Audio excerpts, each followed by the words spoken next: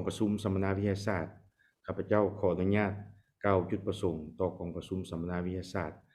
เศรษฐกิจตลาดสังคมครั้งที่ 4ในหัวข้อเกี่ยวกับการพัฒนาตลาดแรงงานและค่าแรงงานจากบทเรียนประสบการณ์ของสสเยอรมันบรรดาท่าน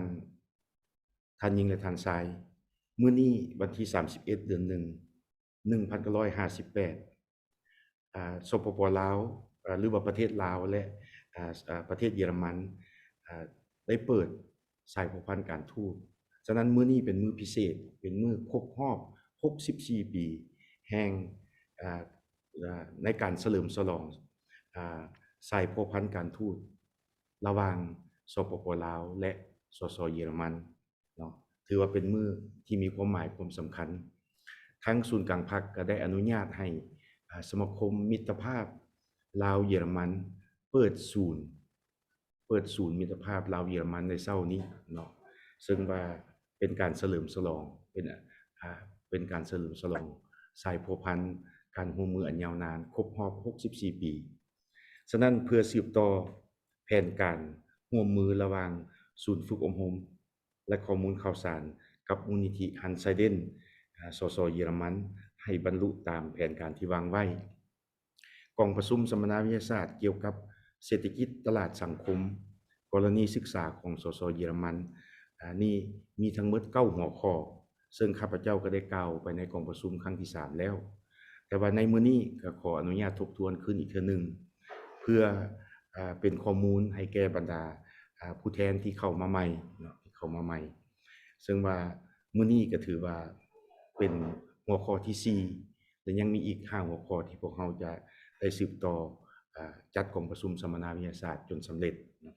หัวข้อที่1แม่นพวกเราได้มีการเสนอเกี่ยวกับหลักการพื้นฐานของเศรษฐกิจตลาดสังคมของสสเยอรมันพวกเราได้จัดขึ้นในวันที่14เดือน11 2021หัวข้อที่2แม่นพวกเราได้เว้าเรื่องตลาดการเงินเพื่อการพัฒนาพวกเราจัดขึ้นในวันที่9ธันวาคม2021ที่ผ่านมาหัวข้อที่3แม่นเว้าเรื่องการค้าสากลและการพัฒนาก็ได้จัดในเดือน12วันที่22 2021เนาะส่วนมื้อนี้แม่นว่าเป็นครั้งที่4เนาะเป็นครั้งทำอิฐของปี2022แล้วก็เป็นครั้งที่4ของสุดสัมมนาวิทยาศาสตร์เกี่ยวกับเศรษฐกิจตลาดสังคมของสสเยอรมันนั้นพวกเราจะเสนอหัวข้อการพัฒนาตลาดแรงงานและค่าแรงงานครั้งต่อไปพวกเราจะได้เว้าเรื่องตัวแบบการคุ้มครองบริหารวิสาหกิจหัวข้อที่6มันพระบทบาทของวิสาหกิจขนาดน้อยและขนาดกลางหัวข้อที่7มันนโยบายด้านอุตสาหกรรมการพัฒนาเทคโนโลยีและการศึกษานวัตกรรมใหม่หัวข้อที่8แม่นพวกเราจะค้นคว้าเสนอเกี่ยวกับความล้มเหลวของการของกลไกตลาดในการพิทักษ์สิ่งแวดล้อมและระบบนิเวศวิทยาอันนี้เป็นหัวข้อที่สำคัญหลายต่อยุคสมัยใหม่ที่พวกเรามีการพัฒนาซึ่งมีการพัฒนาเพื่อการแก้ไขความทุกข์ยากของประชาชนพร้อมกันนั้นยังปกปักรักษาสิ่งแวดล้อมให้มีการพัฒนาแบบลักษณะยืนยงเนาะหัวข้อที่9แม่นว่าพวกเราจะได้สั่งรวมเอาคำคิดเห็นของบรรดาผู้แทนที่เข้าร่วมกองประชุมสัมมนาในแต่ละสุดมาเพื่อยกปัญหาที่พ้นเด่นที่บรรดาผู้แทนหรือว่าผู้เข้าร่วมกองประชุมสัมมนาอยากเสนอและพวกเราจะมาสั่งรวมเป็นบทที่9สุดสัมมนาวิทยาศาสตร์เศรษฐกิจตลาดสังคมหัวข้อการพัฒนาตลาดแรงงานและค่าแรงงานจากบทเรียนประสบการณ์ของสสเยอรมันจัดขึ้นเป็นครั้งทำอิฐคือข้าพเจ้าได้เว้ามาของปี2022ถือเป็นครั้งที่4ของสุดสัมมนาในครั้งนี้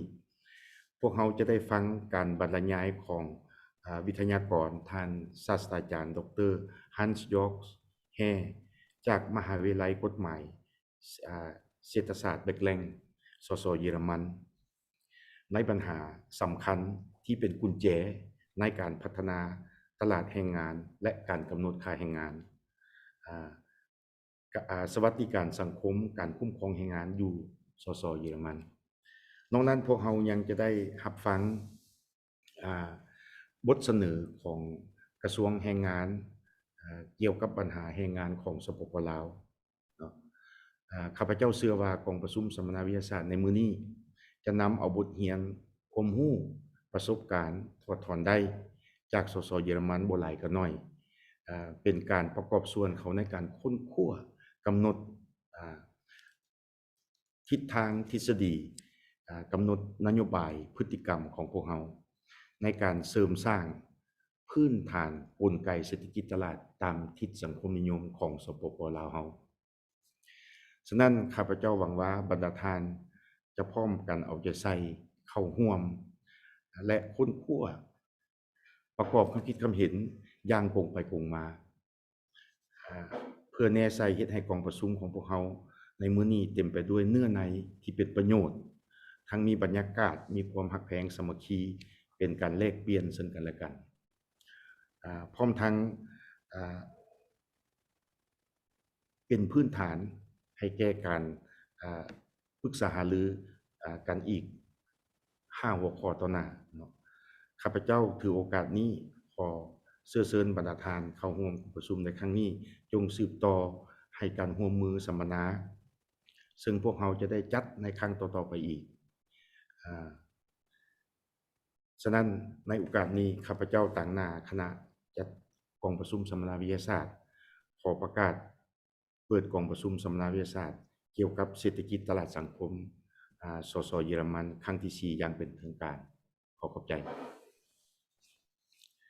ต่อไปแม่นข้าพเจ้าขอเชิญตามวาระเนาะขอเชิญท่านศาสตราจารย์ดร. Hans Jörg Herr เสนอเกี่ยวกับบทเรียนการพัฒนาตลาดแรงงานของสสเยอรมันขอเชิญ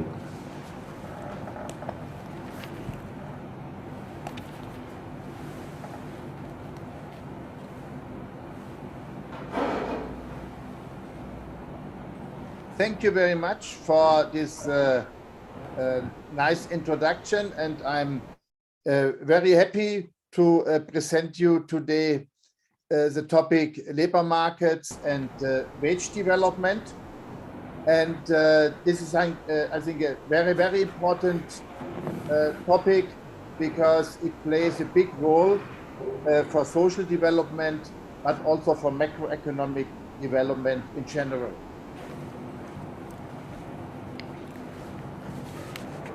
So I will discuss several topics here. First, some indicators, what determines real wage, then a relationship between nominal wages and price level, how should nominal wages develop, what role plays productivity, and then the German wage bargaining system. Let's come to real wages and what determines the development of real wages. And I think it's almost clear for everybody. Real wages only can increase in the end if productivity increases. Productivity is defined output by labor input or real GDP by labor input measured in hours or in persons. And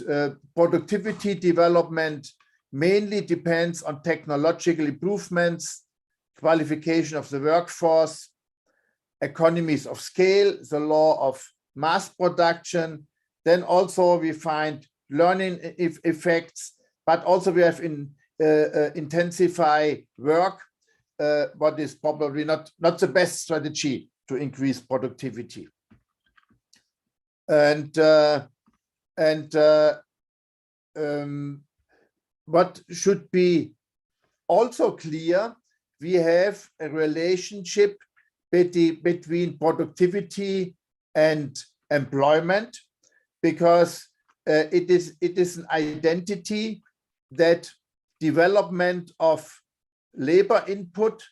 depends on real GDP minus productivity. That means productivity has two phases. it increases the real wages in the country. It increases the welfare in the country. However, it also reduces the demand for labor. I will come back in a minute to that point. And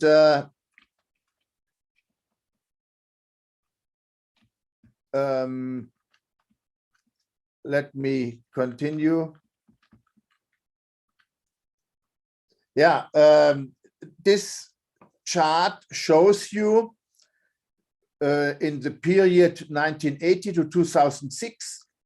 the growth rate of labor productivity and the growth rate of real wages. And here you really can see the very, very close relationship between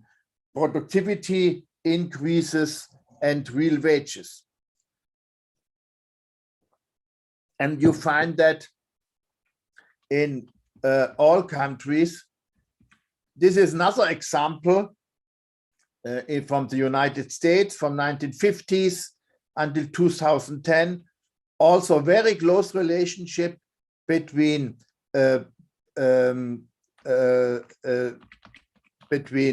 these two developments. Yeah, also very close relationship between labor productivity and real wages. So let me finish this part. If we want to have sustainable increases in real wages, a country has to increase productivity. It has to use better technology. And Germany is a good example that the government pushes for productivity development, pushes for a higher efficiency in production, and this is the base for higher real wages. However, it has to be mentioned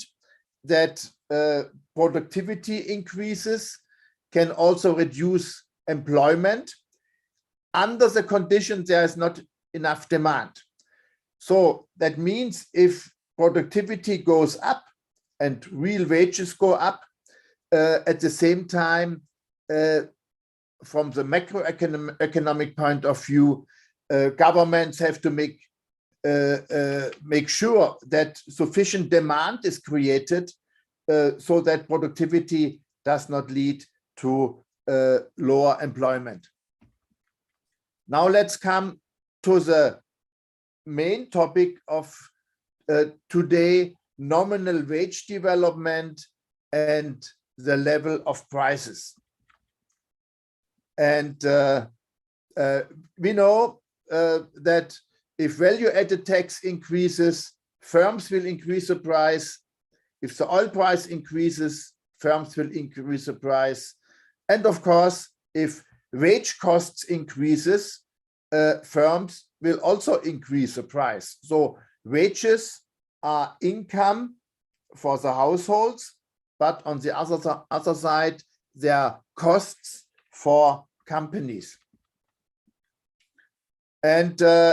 we have many factors which determine the price level. Yeah, prices of oil, taxes, food prices, monopolistic practices. However, we have two main factors which determine the price: unit labor costs and the exchange rate. These are the two most important factors when we speak about changes in the price level. So wage development has a very, very important effect on the development of the price level. And this I will now discuss. Here you have the average changing rate of labor unit costs. And here you have the change of the GDP deflator. That means the inflation rate between 1970 and 2013. And really you see this very close relationship, between wage development, unit labor costs, and inflation. So it's surprisingly close. A second, just an example, in South Africa, unit labor costs and the consumer price level also very, very close relationship. So also in emerging countries, we have this close relationship between wages and price level and unit labor costs. So let's come to the definition of unit labor costs. Unit labor costs are, of course, total wages divided by output. That's obvious, yeah. You have GDP divided by labor input, then you have unit labor costs. And if we divide the total wage sum and the output by labor input, we get unit labor costs by definition are nominal wage per hour divided by productivity. So unit labor costs depends on two factors. First, wages. If wages increase, unit labor costs go up. If productivity increases, unit labor costs go down. I think that's easy to understand. So that in the end, if this is a definition of unit labor costs, wage per hour divided by productivity, then the change of unit labor costs depends on change in wages and the change in productivity.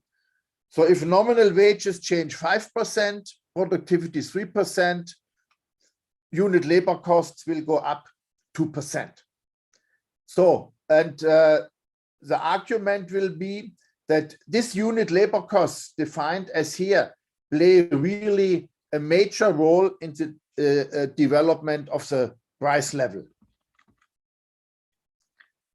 Let's look how the relationship can be defined. So we have unit labor costs. They depend on productivity and nominal wages. These are the two factors which determine unit labor cost. Okay, if a company is confronted with higher unit labor costs, it will increase the prices because there will be a cost push. Let's say if unit labor costs go up in one period, maybe the company can digest it without increasing the prices. But if unit labor costs in several periods go up, companies must increase prices. So this shows that in the medium term, we have this close relationship between unit labor costs, higher prices for companies, and increasing prices. So that means if labor costs go up, a company will have to increase prices. However, the output of one company is the input of another company. That means we don't have this first round effect. We have a second round effect because output of companies are input of other companies. And it can be shown mathematically that we have in a closed economy and without external factors which change the price level like oil prices, etc. Under this condition, a closed economy and no external shocks, we have a proportional relationship between changes in unit labor costs and the price level. So we have this very close relationship. And I think this is important for all countries.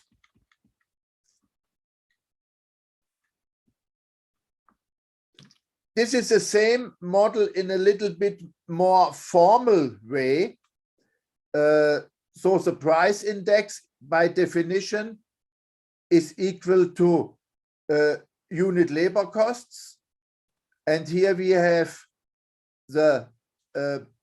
profit per GDP, the profit rate, the price index. This is a capital stock or intermediate goods. And exactly we have this effect that unit labor costs go up, they increase the prices. Then we have the second round effect because output of one company is input of another company. And if we take into account the second round effect, we have a proportional relationship between unit labor costs and the price level. Now, the important question, how should nominal wages develop? How should the nominal wage level develop? This is a key question for all countries, I think. And when we take the wages, we have, as we have learned, the price level is determined by wage per hour and productivity.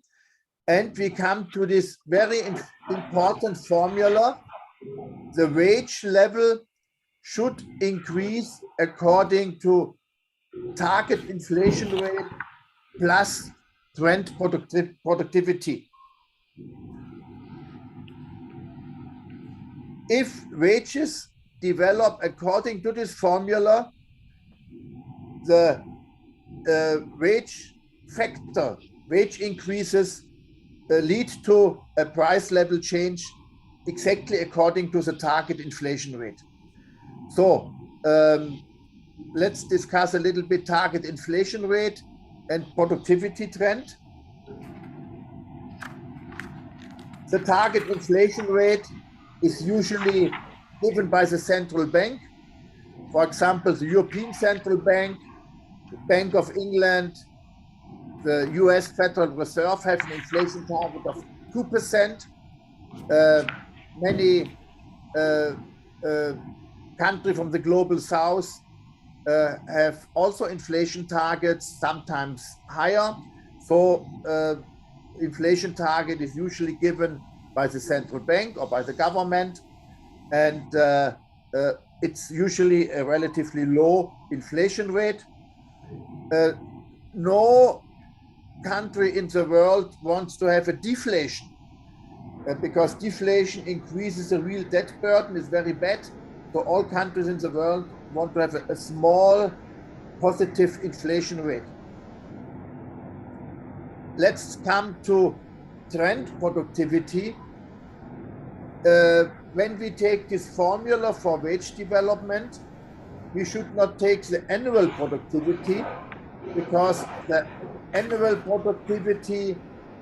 is influenced by the business cycle. So if we have a recession, a shrinking of the economy, employment does not shrink that quickly.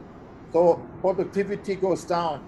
But this has nothing to do with long-term tendencies of productivity based on technological development and qualification. And in an upswing, output can increase without increasing employment. So when we look at wage development, we should look at the medium-term development of productivity development over the business cycle to get a stable development of wages. So just to give you an example, let's say trend productivity increases 3%, nominal wage level increases 5%, then we know unit labor costs increase 2%, and the 2% means we will have an inflation rate of 2%, and real wages will increase 3%. And so if wages increase according to this formula, wages become really an anchor for a stable development of the price level. So again, to make these relationships clear, we have two basic anchors for the price level. this is unit labor costs, and they should increase according to trend productivity plus the target inflation rate. And we have the exchange rate. This is a second anchor, because especially for smaller countries, substantial changes in exchange rate lead to substantial changes in the price level. So these are, from the macroeconomic point of view, the two important anchors for the price level. And the big question is, of course, how can a country manage to have this kind of wage development, this kind of productivity-oriented wage development, so that wage increases are not too high and not too low. And I will explain to you how Germany managed to more or less follow in a good way this formula. But before we go to the German case, let us discuss also a very important point: which productivity should be used as a guideline for wage increases. Should we use firm level productivity to determine firm level wages? I think this is not a very good idea. This is not a very good idea, because if you use firm level productivity, firms probably have very different productivities, and the outcome would be an extremely high wage dispersion and high inequality. We know from developing countries, if they follow firm level productivity as a guideline, inequality is very high. Firm level productivity has also other negative effects. Let's say in one sector, companies pay different wages. This reduces competition. This subsidizes lazy firms, because lazy firms are allowed to pay lower wages, and it reduces productivity, because the same wage in a sector stimulates productivity. It forces lazy firms to increase productivity. Let's come to sectoral level productivity. Sectoral level productivity, that would mean in one sector you have the same wage development. This is definitely better than firm level development. However, if there is no horizontal coordination of wage development, you may have very, very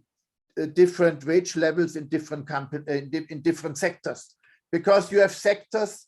in which productivity can be increased, and you have sectors in which productivity is difficult to increase. And if you follow this sectoral level productivity for wage development, you also get high wage dispersion. So the best idea is to have macroeconomic productivity as a guideline for wage development in all sectors. What does it mean? It means that, let's say you have a sector with a very, very high productivity development. Let's say IT sector, you have high productivity increases, or in producing cars. And then you have sectors with very low productivity increases. If wages, let's say in service sector, in the care sector, if wages increase in all sectors with the same percentage, then the relative price, let's say, of in the care sector, in the sector with low productivity increases, will increase in relation to the price of goods in sectors with high productivity increases. So if you have the same same wage development in all sectors, you will have a changing structure of relative prices accordingly. Now let's come to the German wage bargaining model. We all know that wage bargaining models cannot be transferred to other countries. So each country has a specific wage bargaining model, but it might be interesting to know how the German German wage bargaining model, how it works and how it developed.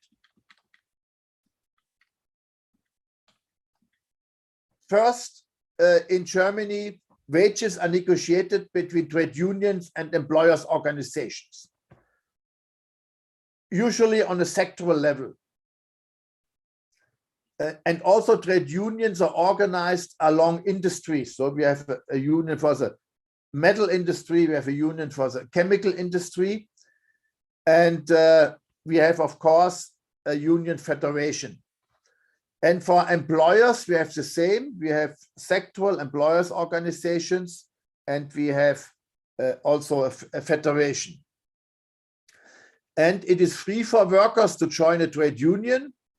And in Germany, it's also free for employers to join employers organizations. So we have this system of trade unions and employers organizations.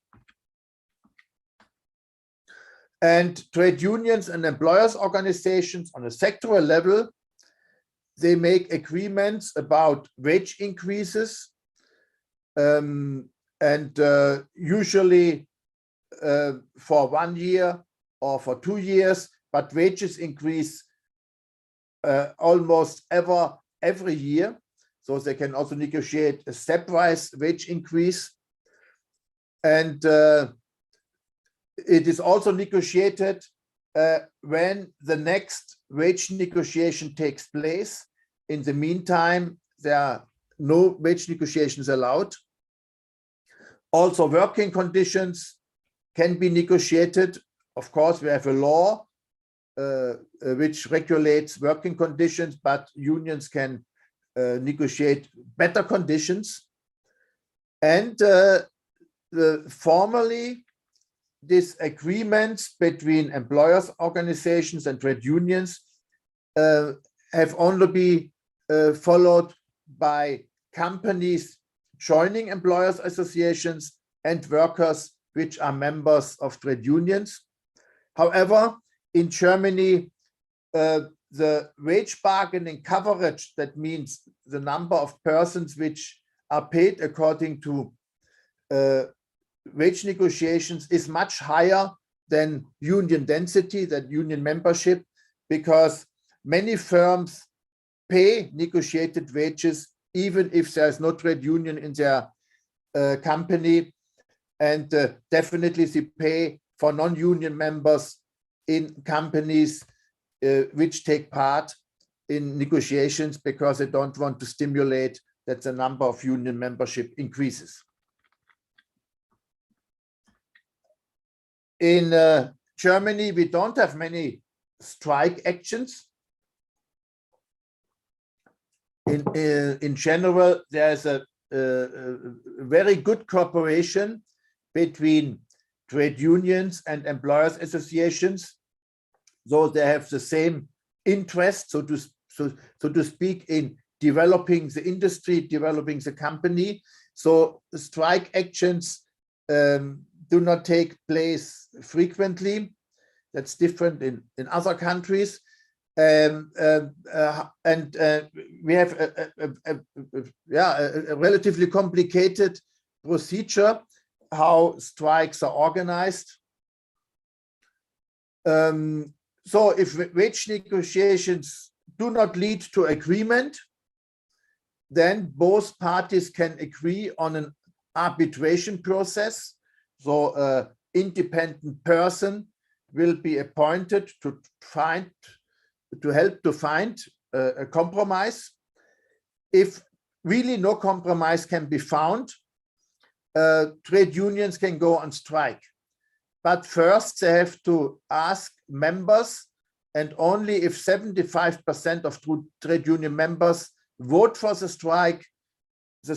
can start. And if after the strike or during a strike, a negotiation takes place and an agreement is reached, at least 25% of trade union members must accept the outcome of the negotiations. Yeah, so it's a relatively complicated procedure to start a strike. And now let's come the strategy of wage bargaining, which brings us back to the formula how wages should develop. In Germany, the wage round almost always starts in the metal sector. So the wage round starts in the metal sector. The metal industry is the strongest trade union, and the metal industry from the 1950s on has a very clear strategy. It follows a productivity-oriented wage development. That means, and it uses macroeconomic productivity as a guideline for wage development. That means implicitly the whole union movement discusses how should wages develop, and this productivity-oriented wage development is in the center of wage demand. Also, the metal industry, the metal trade union is very much interested that the German industry remains competitive. So it is very cautious to increase wages. And also what is, I think, important to mention here, the German Central Bank, in former times the Bundesbank, always argued, if wage increases are too high, we will increase the interest rate. We will immediately fight against inflation. So the German Central Bank also threatened, so to say, the wage bargaining partners not to increase wages too much. And this led to very moderate productivity-oriented wage developments in the 1950s, 1960s in Germany. So very functional wage development. However,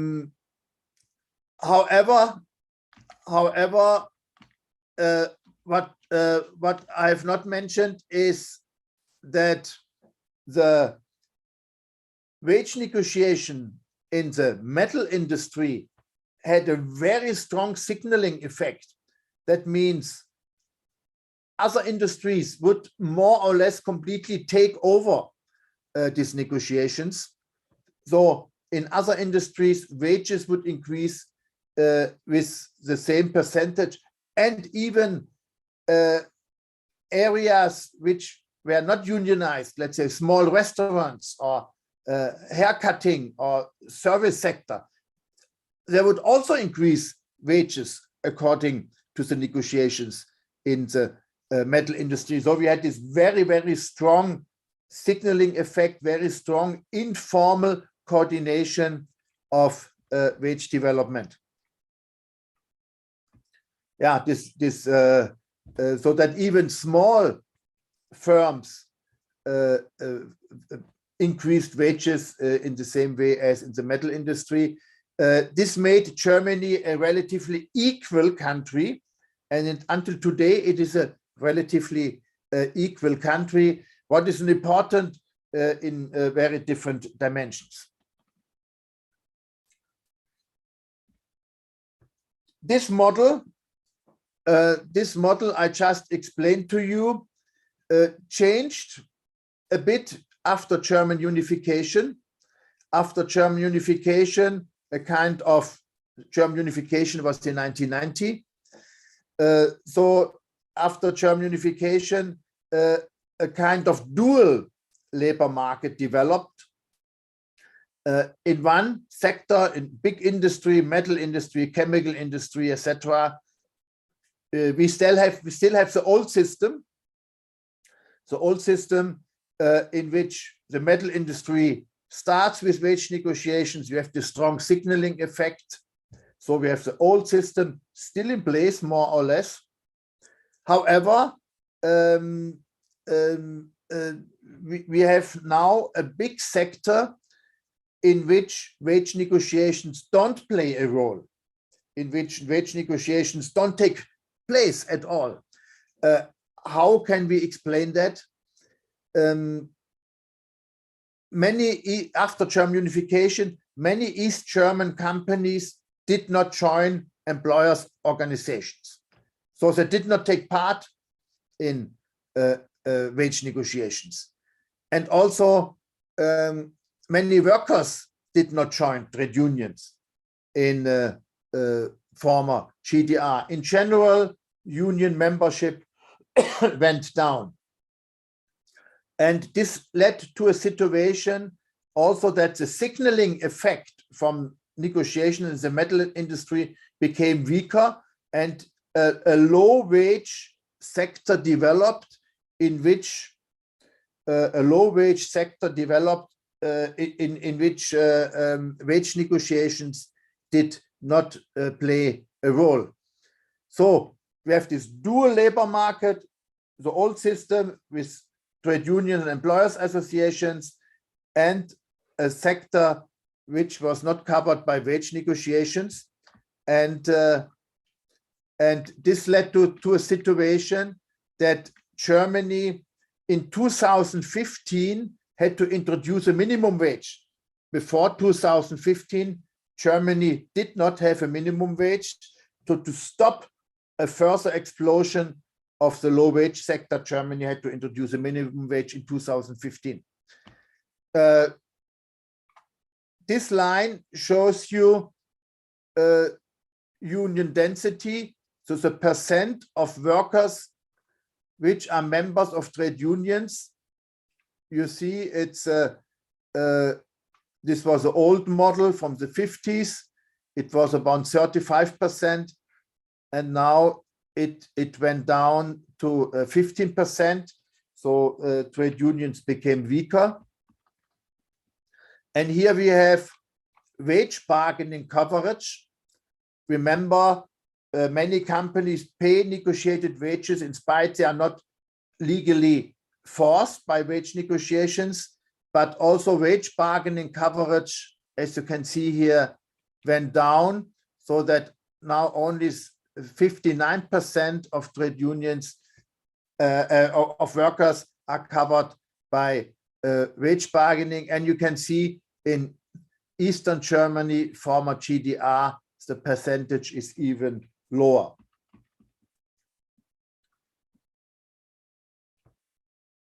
Just to finish, we have different wage bargaining models, and let me just mention four. If we look at Sweden, Sweden does not have a minimum wage. So Sweden has, until today, the old German model. The union density in Sweden is still high. 68% of workers in Sweden are union members. And this high union density allows strong wage negotiations in all sectors and also strong signaling effects. So Sweden is a very equal country, but because of strong unions, strong employers associations, very close cooperation between the two, so minimum wage is not needed. In France, France has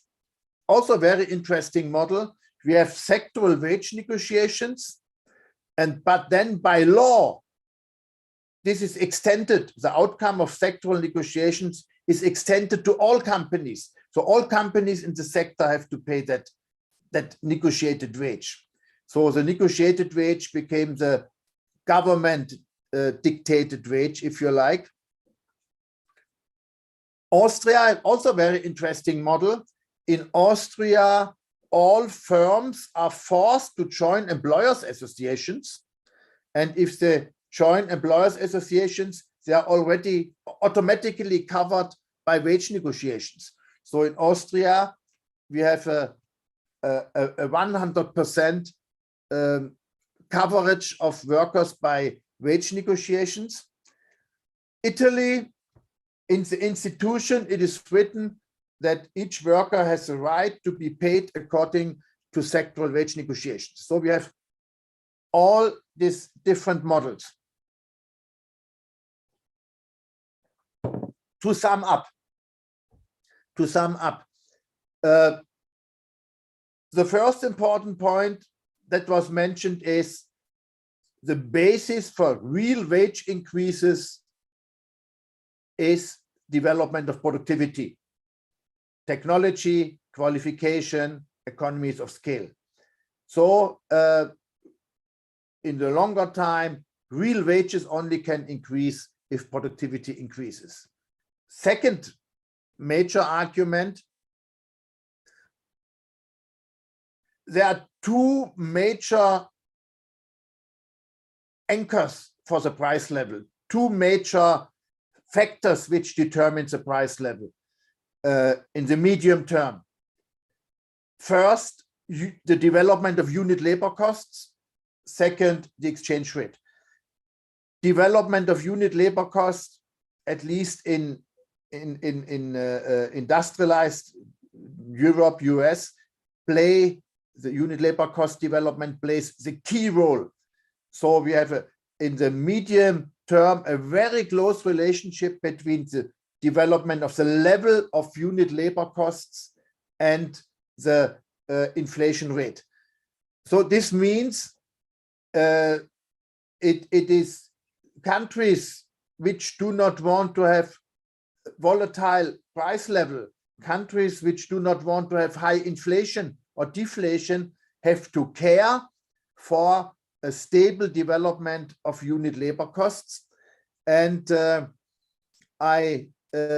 presented you the German example. Germany was, we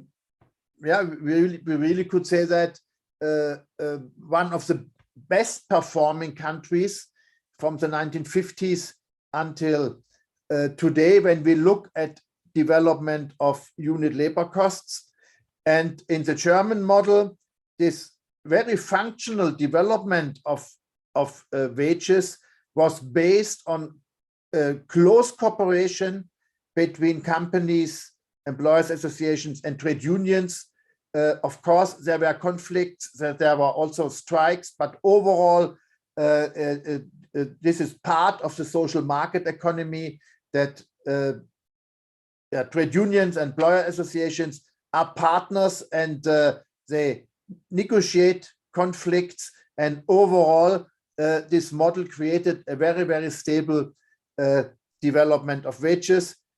The last decades, trade unions became weaker, employers associations also. So the minimum wage was introduced in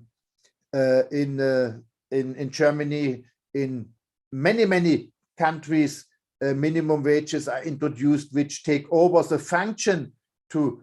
create functional wage development. But overall, the social market economy model guaranteed that wage development was following productivity plus a low inflation target. So that was a basis for the overall positive development of Germany. So I come now to the end, and I'm happy to listen to the next presentation and then have a nice debate. So thank you very much.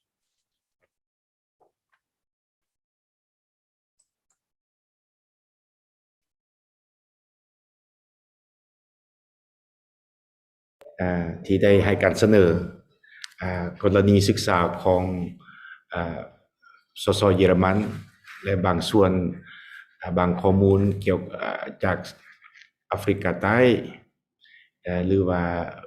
ตัวอย่างกรณีศึกษาของบางประเทศอยู่ยุโรปตัวนี้ไปนี่เพื่อเป็นการประกอบส่วนของพรรคของลาวเฮาเนาะข้าพเจ้าขออนุญาตเรียนเชิญต่างหน้าของกระทรวงแรงงานเสนอบทเกี่ยวกับแรงงาน ตลาดแรงงานอยู่สปปลาวเจ้าขอเชิญ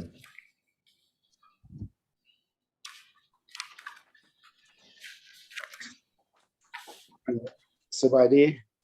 ได้ยิน เจ้า บ่ สบายได้ยินดีเจ้า อ๋ออ่าข้าพเจ้าชื่อคำพัฒน์อ่อนราศีของหัวหน้ากรมคุ้มครองแรงงานกระทรวงแรงงานและสวัสดิการสังคม เอ่อสำหรับกรมที่ข้าพเจ้าเฮ็ดนี่มันส่วนหลายเว้าถึงการคุ้มครองแรงงานเลยเว้าเรื่องการกำหนดค่าแรงงานขั้นต่ำสุดเนาะแต่เรื่องตลาดแรงงานนี่มันกรมพัฒนาสิ่งแรงงานและจัดหางานเป็นผู้รับผิดชอบข้าพเจ้าก็บ่แน่ใจว่ากรมพัฒนาสิ่งแรงงานและจัดหางานเพิ่นเข้าร่วมกรมประชุมนี้บ่แต่ก็บ่เป็นหยังเนาะข้าพเจ้าสิเว้าถึงการกำหนดค่าแรงงานอยู่สปปลาวของพวกเราเนาะเพิ่นมีสไลด์สายให้บ่หรือบ่มีถ้าบ่มีก็สิเว้าไปเลยนะเพราะได้ส่งให้เพิ่นตอนเช้าน่ะ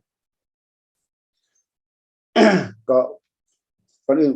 ขอแสดงความนับถือทางสถาบันค้นคว้าเศรษฐกิจแห่งชาติและทางโปรเฟสเซอร์จากเยอรมันที่ให้ความรู้เกี่ยวกับตลาดแรงงานและการกำหนดค่าแรงงานของประเทศเยอรมันก็คือบรรดาประเทศในทวีปยุโรปนั้นการสิเว้าทวีปยุโรปเป็นทวีปหนึ่งที่มีการพัฒนามีความที่เป็นประเทศพัฒนาแล้วเนาะด้วยเหตุนั้นมันจะเป็นระบบดีสมควรในการกำหนดเงินเดือนหรือค่าแรงงานให้ผู้ออกแรงงานที่เฮ็ดเวียกในแขนงวิสาหกิจต่างๆเนาะและข้าพเจ้าอยากขอเว้า3ปัญหาเนาะอันหนึ่งว่าการกำหนดเงินเดือนหรือค่าแรงงานอยู่ลาวของพวกเรามีนิติกรรมหยังที่ได้กำหนดไว้อันที่2อยากเสนอถึงการกำหนดเงินเดือนหรือค่าแรงงานต่ำสุดในระยะผ่านมาที่สปปลาวของพวกเราได้ค้นคว้าและปัญหาที่3ข้าพเจ้ามีข้อมูลเกี่ยวกับการจ่ายค่าแรงงานในปี2021นี่ว่าพวกเราได้เก็บข้อมูลว่ามันเป็นลักษณะใดเนาะอันทวิตนี้เนาะเกี่ยวกับการกำหนดเงินเดือนหรือค่าแรงงานนี้อยู่ในกฎหมายของพวกเราอยู่ในภาคที่7ที่ได้มันมีภาคหนึ่งเว้าถึงเงินเดือนและค่าแรงงานโดยเฉพาะอยู่ในหั่นมีเกือบ20มาตราเนาะมาตรา104ถึง116บ่ถึงเงินเดือนหรือค่าแรงงานเนาะเลื่อนไปอีกเลื่อนไปอีกเนาะอยู่ในหั่นว่าถึงเงินเดือนหรือค่าแรงงานอยู่ในกฎหมายแรงงานของพวกเราว่าแม่นค่าตอบแทนการเฮ็ดเวียกของผู้แรงงานซึ่งผู้ใช้แรงงานต้องจ่ายตามสัญญาอาจจะจ่ายเป็นเดือนอาจจะเป็นรายเดือนอาจจะเป็นแรงงานรายวันอาจจะเป็นรายชั่วโมงหรือว่าแบบที่มอบเหมาบ่หรือว่าตามผลิตภัณฑ์เนาะอันนี้มันเงินเดือนหรือค่าแรงงานที่พวกเรากำหนดไว้อยู่ในกฎหมายแรงงานอันที่2เกี่ยวกับอยู่ในค่าแรงงานต่ำสุดหั่นอยู่ในกฎหมายของพวกเราก็ได้กำหนดว่าแม้นระดับเงินเดือนหรือค่าแรงงานที่รัฐประกาศใช้ในแต่ละระยะเนาะซึ่งผู้ใช้แรงงานหรือว่าผู้น้อยแรงงานวิสาหกิจต่างๆบ่สามารถที่จะกำหนดระดับเงินเดือนหรือค่าแรงงานต่ำสุดต่ำกว่ารัฐบาลพวกเรากำหนดไว้มันอยู่สไลด์ผ่านมาเนาะยังบ่ทันฮอดอันนี้เอาคืนสไลด์ผ่านมาอันที่3เงินเดือนพื้นฐานแม่นหยังเงินเดือนพื้นฐานแม่นเงินที่ผู้ใช้แรงงานจ่ายให้ผู้ออกแรงงานตามสัญญาแรงงานที่ได้ตกลงกันตามวุฒิการศึกษาหรือว่าตามระดับฝีมือแรงงานตามความรู้ความสามารถ ตามความชำนาญงานและประสบการณ์ในการเฮ็ดเวียกอันนี้มันเงินเดือนพื้นฐานนอกจากนั้นพวกเขายังกำหนดไว้ว่าเงินเดือนทั้งหมดมันอย่างเป็นเงินเดือนที่ผู้ออกให้งานได้รับอยู่ในเงินเดือนอยู่ในเดือนครับนอกจากนั้นอยู่ในกฎหมายของพวกเขาเนี่ยได้กำหนดว่าค่าให้งานรายวันเนาะซึ่งค่าให้งานรายวันหั่นแม่นการเฮ็ดเวียกที่ได้รับค่าให้งานเป็นแต่ละวันนั่นแหละเนาะเป็นแต่ละวันอาจจะเป็นเฮ็ดเวียกชั่วคราวบ่หรืออาจจะเฮ็ดเวียกเป็นอาทิตย์นี่บ่เนาะแล้วก็ค่าให้งานที่ได้รับตามผลิตภัณฑ์ซึ่งบางทีก็เฮาเฮ็ดน้อยก็ได้น้อยเฮาเฮ็ดหลายก็ได้หลายตาม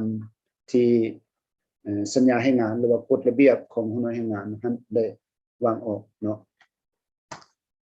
และนอกจากนั้นพวกเรายังได้กำหนดเกี่ยวกับการจ่ายเงินเดือนหรือค่าให้งานเนาะการจ่ายเงินเดือนหรือค่าให้งานอยู่ในกฎหมายของพวกเราว่ายัง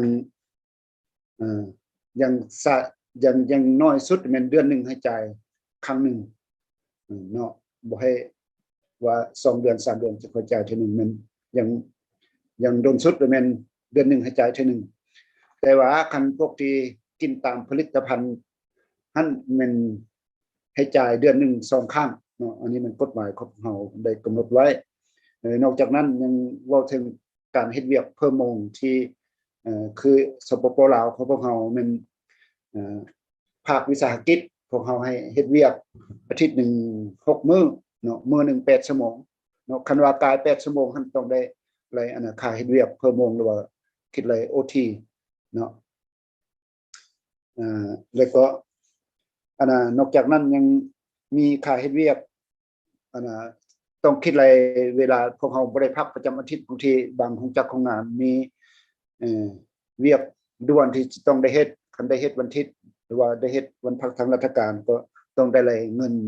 ให้อันนี้ค่อนข้างสูงเลยเนาะแล้วก็อื่นๆวันนี้จะมาเว้าถึงการกำหนดค่าให้งานขั้นต่ำสุดเนาะรัฐเป็นผู้ประกาศใช้ระดับเงินเดือนและค่าให้งานต่ำสุดโดยอิงใส่ผลของการปรึกษาหารือ3ฝ่ายเนาะอันนี้มันพวกเขาได้มีการปรึกษาหารือ3ฝ่ายคือฝ่ายรัฐบาลก็แม่นต่างหน้าแม่นกระทรวงแรงงานและสวัสดิการสังคมฝ่ายผู้ออกให้งานก็แม่นศูนย์กลางสหพันธ์กรรมบาลลาวและฝ่ายต่างหน้านักธุรกิจต่างหน้าผู้ใช้แรงงานก็แม่นสภาการค้าและอุตสาหกรรมแห่งชาติเนาะ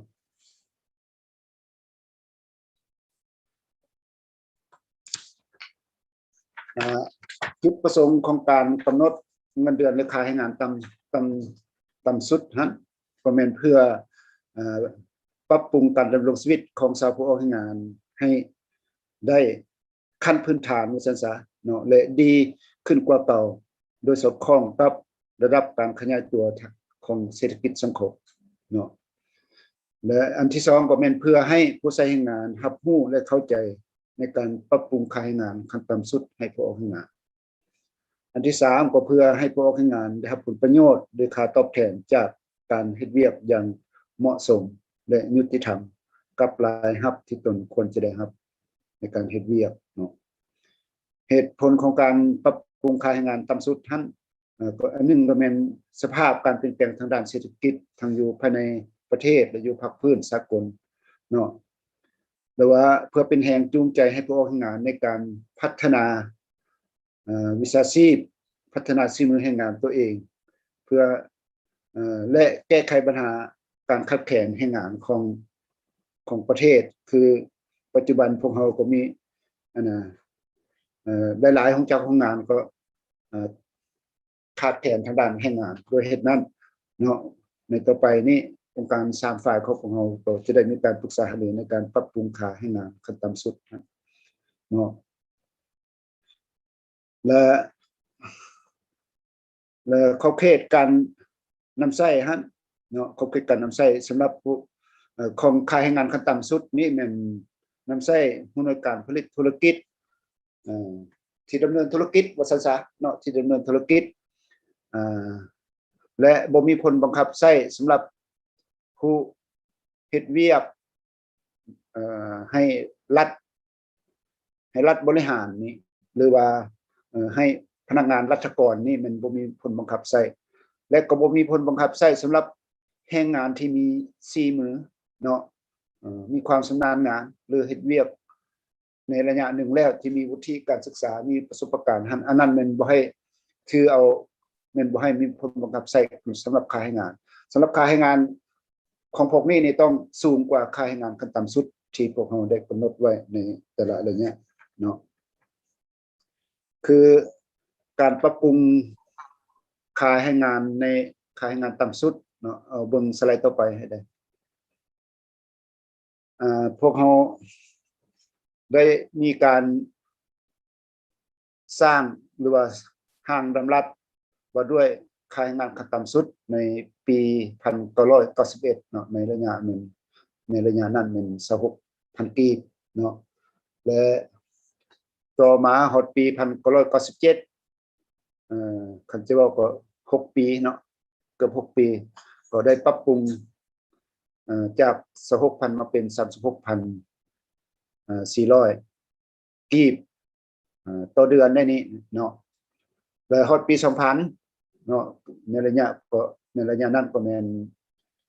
เศรษฐกิจหรือว่ามีภัยเงินเฟ้อค่อนข้างสูงว่าซั่นซะเฮาปรับจาก36,400มาเป็น93,600แล้วมาฮอดปี2005เนาะ2005คันจะว่าเกือบ5ปีอันนี้ก็จาก93,000เป็น290,000 กีบค่อนข้างสูงพอสมควรเนาะในระยะนั้นเพราะว่าระยะนั้นมันเงินเฟ้อในปี2000แล้วก็ในระยะผ่านมาที่ข้าพเจ้าฮอดเว้าถึงปี2005เฮาเป็นดำรัฐของนายกรัฐมนตรีและฮอดปี2009นายกรัฐมนตรีเพิ่นมอบให้กระทรวงแรงงานและสวัสดิการสังคมเป็นผู้เฮ็ดแจ้งการแนะนำในการปรับปรุงค่าแรงงานขั้นต่ำสุดโดยผ่านการปรึกษาหารือจาก3ฝ่ายนั้นเนาะซึ่งปี2009มันได้ปรับปรุงมาเป็น 348,000 และฮอดปี2011เนาะ2ปีเนาะก็626,000แล้วก็ฮอดปี2015ก็900,000แล้วฮอดปี2018ก็1,100,000เนาะต่อคนต่อเดือนแล้วมาฮอดปัจจุบันนี้ทาง3ฝ่ายของเฮาก็คือกระทรวงแรงงานและสวัสดิการสังคมแล้วก็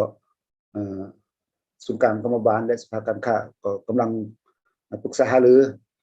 และก็ได้จัดกองประชุม2เทื่อ3เทื่อแล้วในการที่จะปรับปรุงเกี่ยวกับค่าแรงงานแต่ปัจจุบันนี้มันมีความยุ่งยากย้อนว่าการแพร่ระบาดของพยาธิโควิด19นี่เนาะต่อไปสไลด์ต่อไปอันนี้เฮาเฮ็ดเป็นชาร์ตซื่อๆเพื่อเบิ่งง่ายว่าแต่ละปีมันเฮากำหนดค่าแรงงานเท่าใดเนาะต่อไปอีกปัจจัยที่พวกเรากำหนดค่าแรงงานขั้นต่ำสุดนี้อันนึงพวกเราก็เบิ่งค่าใช้จ่ายที่จำเป็นเนาะเป็นต้นว่าข้าวน้ำซ้ำปลาหรือว่าค่าไฟฟ้าค่าน้ำประปาหรือที่พักเสาหรือว่าสภาพเงินเฟ้อหรือว่าความสามารถในการจ่ายตัวจริงของผู้ใช้แรงงานเนาะมันก็สำหรับขั้นตอนหั่นในระยะผ่านมาหั่นคือปี2018 17 18นั่นแหละพวกเราได้ให้ศูนย์กลางสหพันธ์กรรมบาลลาวค้นคว้าได้นำเสนอเกี่ยวกับระดับค่าแรงงานที่ผู้ออกแรงงานควรได้รับเนาะเพิ่นก็ได้มีการสมทบกับหัวหน่วยแรงงานหรือว่าต่างหน้าผู้ออกแรงงานอยู่ในหัวหน่วยแรงงานนั่นแหละโดยเฉพาะอยู่ใน16 17แขวงเพิ่นก็เก็บตามข้อมูลแล้วก็เพิ่นก็มีการ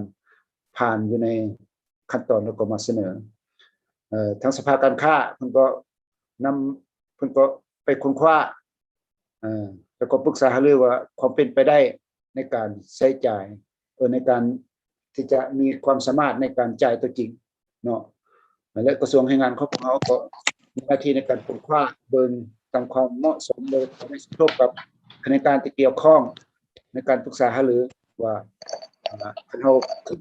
มันจะมีผลกระทบแน่ และสุดท้ายสามฝ่ายนี้ลงได้มาสหรือกันเพื่อปรับปรุงค่าแรงงานขั้นต่ำสุด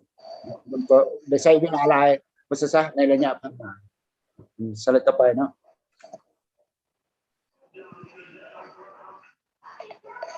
เอาสไลด์ต่อไปให้ได้อันการกำหนดค่าแรงงานขั้นต่ำสุดหรือว่าการกำหนดค่าแรงงานนี่มันมีความยุ่งยากเนาะอันนึงพวกเขาได้ใช้เวลาโดนพอสมควรนั่นแหละก็คือเขาเบิ่งแต่ละเขาปรับปรุงค่าแรงงานขั้นต่ำสุดในแต่ละระยะบ่ต่ำกว่า2ปีหรือว่า3ปี4ปี5ปีก็จังซั่นนั่นแหละเนาะและอันที่2นี้องค์การ3ฝ่ายของพวกเขายังบ่มีประสบการณ์ว่าพวกเขาสิเอาแบบใดในการกำหนดค่าแรงงานขั้นต่ำสุดนี้เนาะพวกเขายังบ่ทันมีสูตรละเอียดที่องค์การจัดตั้ง3ฝ่ายของพวกเขายอมรับสมมุติว่าคันสถาบันหรือว่าองค์การใดหนึ่งค้นคว้าและให้เป็นที่ยอมรับทั้ง3ฝ่ายนี้พวกเขายังบ่ทันมีองค์การนั้นเทื่อเนาะแต่พวกเขาต่อไปนี้พวกเขาก็จะปรึกษาหารือกับองค์การแรงงานสากลเพื่อสิเฮ็ดแนวใดเพื่อให้การกำหนดค่าแรงงานขั้นต่ำสุดของพวกเรานี่ไวและก็ทันเหตุทันการ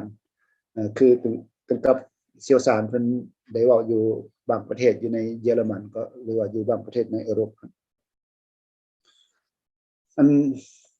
อีกอันนึงมีความยุ่งยากคันสิเว้าแล้วอยู่ฮู้น้อยแรงงานอยู่สปป.ลาวของพวกเราผ่านมาหั่นก็มีอยู่กรรมบาลหรือว่าผู้ตั้งหน้าผู้ออกแรงงานอยู่ในฮู้น้อยแรงงานหั่นแต่ว่า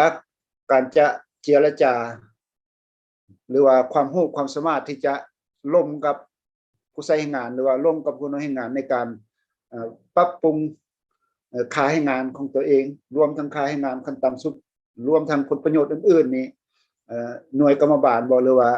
ผู้ตั้งหน้าผู้ออกแรงงานอยู่ในหน่วยแรงงานนั่นยังบ่มีประสบการณ์ว่าซั่นซะเนาะปัจจุบันนี้พวกเรามอบให้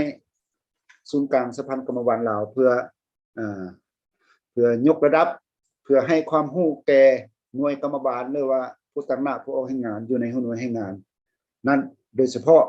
ในการเจรจา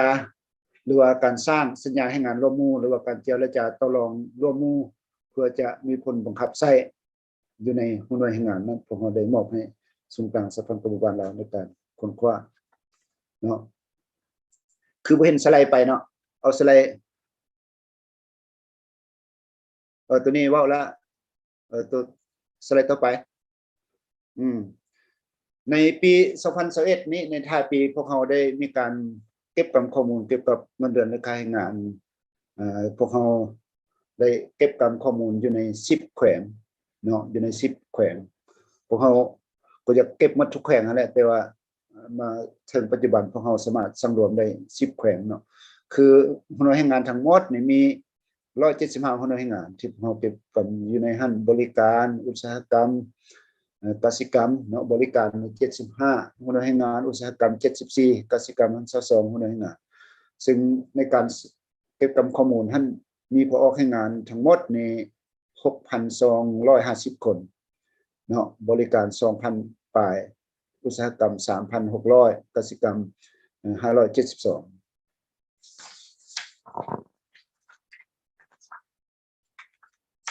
และผลของการที่พวกเขาเก็บข้อมูลหั่นเนาะพวกเขามาเบิ่งว่าเงินเดือนพื้นฐานที่หัวหน้าแรงงานกำหนดหั่นอันนี้มันแบบเฉลี่ยเอาเนาะแบบเฉลี่ยเอาเงินเดือนพื้นฐานหั่นแม่น2ล้านเนาะ2ล้านปัจจุบันก็บ่ฮอด$200เนาะเกือบ$200แหละแต่ว่าบ่ฮอดแต่เงินเดือนทั้งหมดที่พวกเกี่ยวได้รับมันอาจสิตัดภาษีบ่อาจจะตัดประกันสังคมบ่และพวกเขาบันทึกเฉลี่ยนี่มัน2,46,000เนาะอยู่ในนี้มีบริการทั้ง1,800,000อุตสาหกรรมนี่2,1,000,000กสิกรรม1,900,000เนาะเงินเดือนทั้งหมดนั่นแม่น ภาคบริการนี่แม่นล้านเก้าอุตสาหกรรมแม่น2ล้าน2กสิกรรมแม่นล้าน8อันนี้แม่นเงินเดือนพื้นฐานและเงินเดือนทั้งหมดที่พวกเราเก็บตามเห็นนะฮะสไลด์ต่อไปให้ได้นี่อันนี้เฮามาเบิ่งว่าระดับเงินเดือนหรือค่าแรงงานที่ได้รับเนาะต่ำกว่าล้านเอ็ดนี่ก็ยังมี222คนอยู่ใน 6,000 กว่าคนนะและเงินเดือนทั้งหมดอันนะแต่ล้านเอ็ด52ล้านนี่ก็ประมาณ1,800 กว่าคนเนาะเงินเดือนทั้งหมดอันนะที่ได้2ล้าน53ล้านก็1,000 กว่าคนเงินเดือนทั้งหมดแต่3ล้าน54ล้านก็เป็น300ก็สมาเงินเดือนทั้งหมด4ล้าน55ล้านก็เป็น364เงินเดือนทั้งหมด5ล้านขึ้นไปก็247คนเนาะสไลด์ต่อไปเนาะอันนี้ก็เป็นที่ก็สังรวมจากตัวกราฟเมื่อกี้ฮะมาเป็นรูปแบบนี้แล้วก็คิดว่าสิข้าพเจ้าเสนอก็มีเท่านี้เนาะแต่ว่าสุดท้ายนี้พวกเขาคันจะว่าการกำหนดค่าแรงงานขั้นต่ำค่าแรงงานทั่วไปฮะพวกเขายังบ่ทันได้มีว่าสิกำหนดแบบใดจะเอาสูตรอันใดมาคิดหลายขึ้นกับประเทศเยอรมันที่เพิ่นกำหนดอยู่ในเพิ่นเสนอทวิตฮะเนาะและสุดท้ายแล้วพวกเขาก็ใช้วิธีเจรจาคืนกับเพิ่นเสนอในระยะท้ายมานี้การเจรจาโดยศูนย์กลางสหพันธ์กรรมบาลลาวเป็นผู้สุกยู่ผู้ตั้งหน้าผู้ให้งานหรือว่าหน่วยกรรมบาลอยู่วิสาหกิจท่านเพื่อเจรจาเพื่อต่อรองเรื่องค่าแรงงานเรื่องสวัสดิการอื่นๆเนาะเพื่อสามารถสร้างเป็นข้อตกลงรวมหมู่เพื่อนำใช้อยู่ในหน่วยแรงงานนั้นเนาะแต่ว่าต่อไปนี้พวกเราก็จะได้มีการปรึกษาหารือกับศูนย์กลางกรมบาลลาวสภาการค้าและอุตสาหกรรมแห่งชาติในการกำหนดค่าแรงงานขั้นต่ำสุดแล้วก็จะเอาบทเรียนทางเยอรมันบอกเลยว่าทางองค์การแรงงานสากลเพิ่นมีการกำหนดแบบใดเนาะในการกำหนดค่าแรงงานเนาะเพิ่นก็เสนอไปแล้วแต่ว่ามันค่อนข้างเข้าใจยากเนาะค่อนข้างเข้าใจยากมันต้องได้ฝึกอบรมครั้งแรกในการกำหนดค่าแรงงานเพื่อจะเอาเป็นบทเรียนให้หน่วยแรงงานหรือว่าผู้ตั้งหน้าผู้แรงงานในหน่วยแรงงานมาข้อนี้ข้าพเจ้าขอจบเท่านั้นเนาะขอเข้าใจ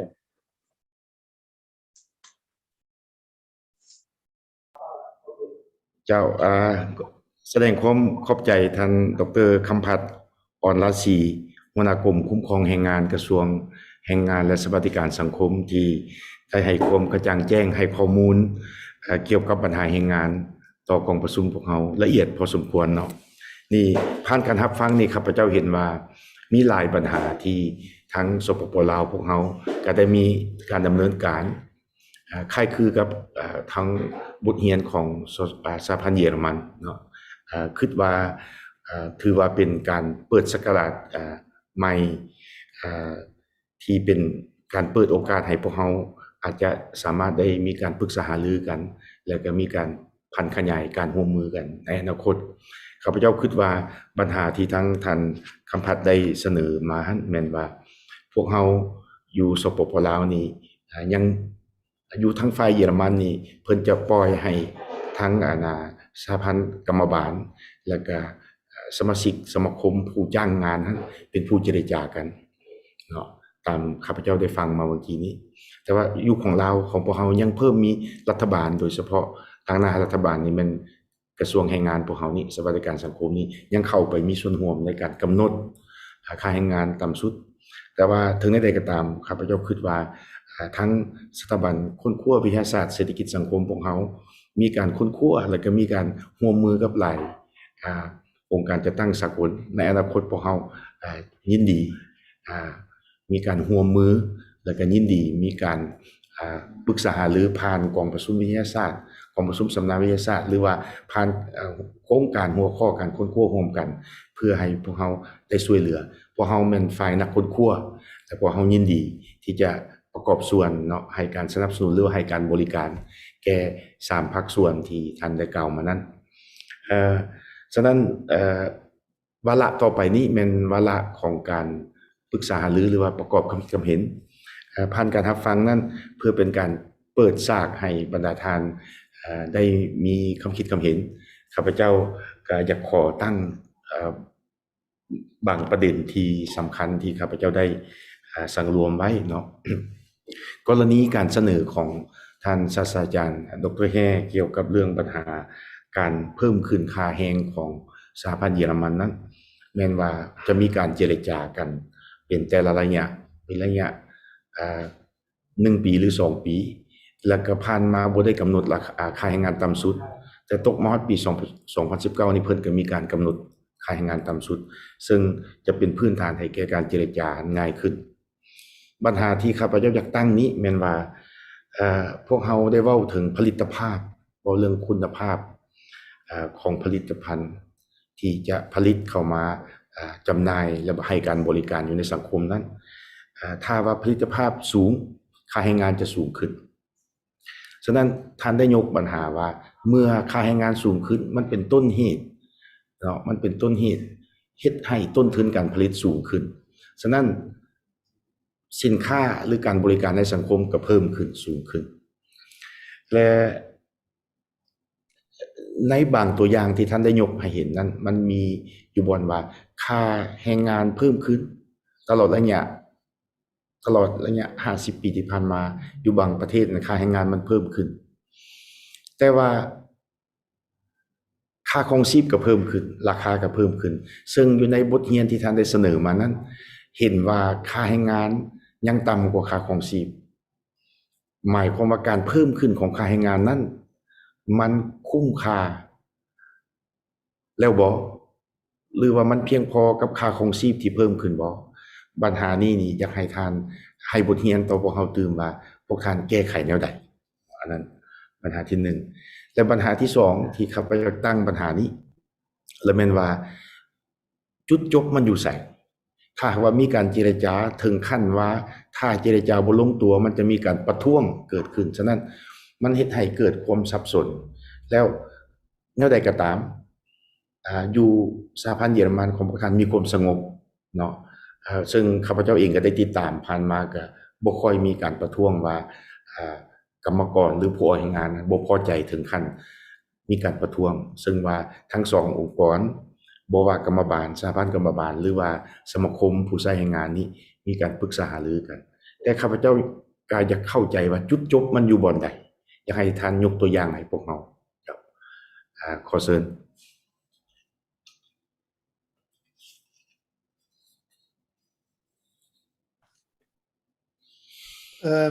Okay, thank you for the question.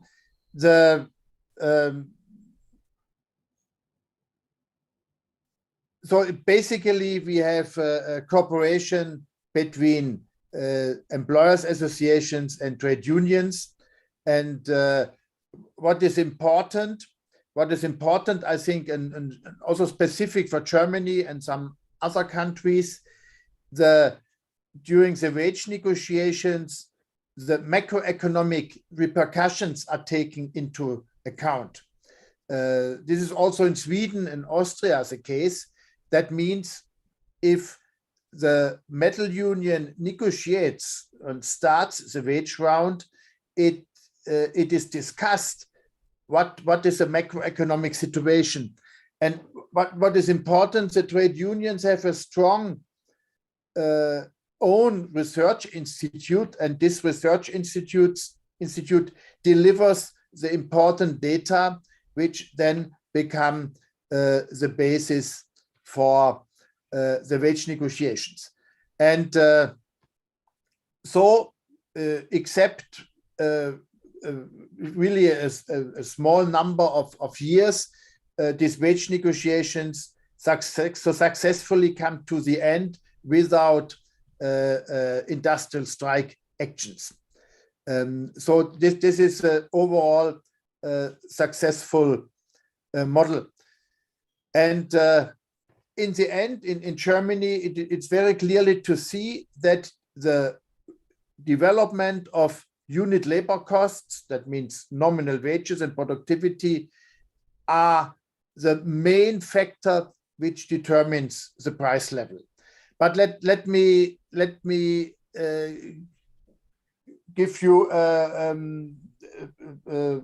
an example. In the situation we have now in Germany or Europe, the inflation rate in Europe is up to 5%, in Germany also. And this increase in inflation is not caused by wage increases. It is caused by increase in natural resource prices and by distortions in global value chains. So we have now an inflationary dynamic. The European Central Bank expects this dynamic will go down again, but however, there is a danger because real wages went down. And there's a danger that in Germany or Europe in general, we have the European Monetary Union, now wage demands come and then a wage price spiral starts. So this happened in the 1970s. So I think the big challenge is we have shocks for the price level coming from oil prices, food prices, whatever. And then we have the danger that this triggers a wage price spiral. So what would be the best if wage increases still would go on according to productivity, medium-term productivity development and target inflation rate of the central bank. But this is politically not always easy because this would mean that the workers have to accept cuts in real wages because of higher oil prices and distortions in the global value chain. Yeah, so far.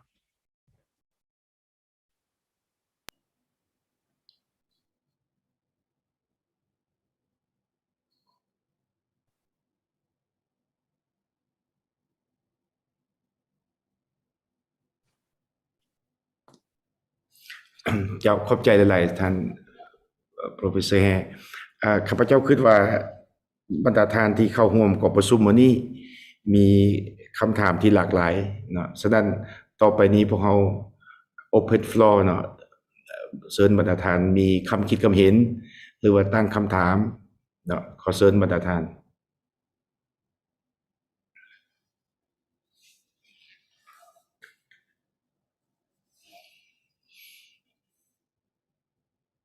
เชิญผู้เข้าร่วมกองประชุมสัมมนาเลยเนาะเชิญให้มีคำคิดคำเห็นหรือว่ามีคำถามก็เชิญได้เลยเจ้าเป็นภาษาลาวก็ได้พวกเรามีผู้แปลหรือว่าเป็นภาษาอังกฤษเลยแห่งดีเนาะเจ้าเชิญเจ้าเชิญก็มีประเภทแลกเปลี่ยนอุตสาหกรรมเจ้าขอเชิญเจ้าอาจารย์ก่อนอื่นก็ข้อเรียนหาอาจารย์เชื้อสายเยอรมันแล้วก็ทางนายอุตสาหกรรมเนาะนาติซอฟคือว่าเป็นการเป็นบรรทัดที่ดีแหละสัมมนานี่เป็นการฟังคำคิดความเห็นเพื่อว่าเป็นบทเรียนในการค้นคว้าของพวกเขา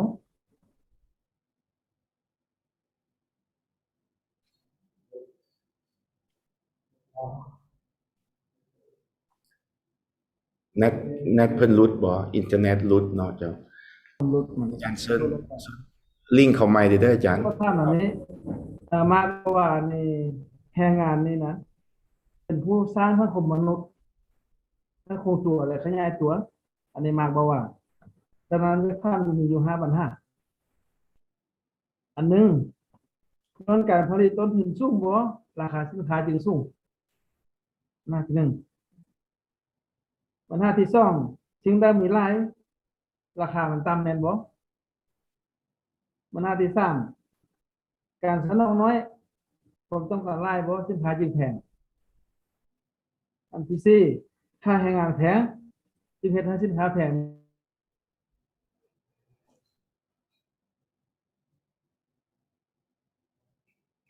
เน็ตเพิ่นตกอีกแล้วเนาะระยะนี้เพิ่นกำลังปรับปรุง 5G แต่อยู่สปป.ลาวของเฮาเฮ็ดให้เน็ตตกตลอดเจ้าเซิน อ่า เมื่อกี้อาจารย์หากะฮอดข้อ3เด้ออาจารย์ หากะฮอดข้อ3เจ้าเพราะว่าเน็ตตกเจ้า ก่อนการสนองน้อยบ่การต้องการหลายบ่เฮ็ดให้สินค้าแพงข้อ3ข้อ4มีค่าแรงงานแพงบ่จึงเฮ็ดให้สินค้าแพงอันข้อสุดท้ายข้อ5เนี่ยผลิตภัณฑ์น่ะอยู่ต้นทางราคา$10คืออยู่ต่างประเทศน่ะอยู่ปลายทางก็$10เฮ็ดให้จึงมีกำไรปัญหานี้จะข้อแลกเปลี่ยน5ปัญหาก็ขอบใจ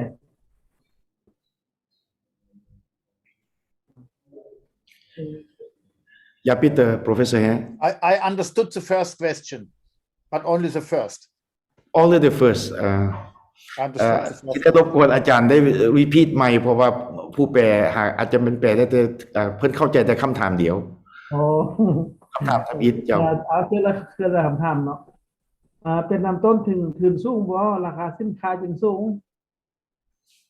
หรือผลิตภัณฑ์นี่นะย้อนว่าต้นทุนสูงราคาแรงงานสูงมันยิ่งค่อยให้ต้นทุนราคาแพงราคาสูงน่ะเข้าใจอ่ะย้อนต้นทุนสูงบ่จึงเฮ็ดสินค้าราคาสูงข้อที่1เข้าใจได้ยินบ่เนาะ อยากให้อาจารย์อันนั้นทบทวนคืนปัญหาข้อเลยเจ้า สิ่งได้มีรายแม่นราคาต่ำแม่นบ่สิ่งของนั้นมีสิ่งได้มีรายแล้วราคาต่ำแม่นบ่ข้อที่3นี่การสนองน้อยจึงให้สินค้านี้ราคาแพงย้อนความต้องการรายแม่นบ่ข้อที่4ค่าแรงงานแพงบ่จึงเฮ็ดให้สินค้าแพงข้อที่5ผลิตภัณฑ์ตัวอย่างอยู่ต้นทาง$10ต่ออันอยู่ปลายทาง$10ต่ออันอันนี้มันกรณีนะได้เฮ็ดให้ผู้ผลิตกับผู้สนองผู้ขายได้กำไรที่ข้อครับที่แจ้ง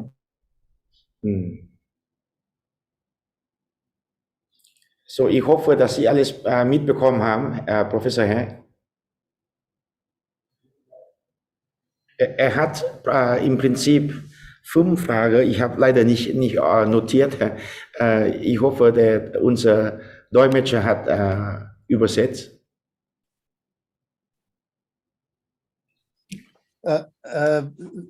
Soll ich antworten? Ja, bitte. Ja, vielen Dank für die Fragen. Vielleicht kann ich die Antwort. Sorry, I have to speak English. Yeah? Ja.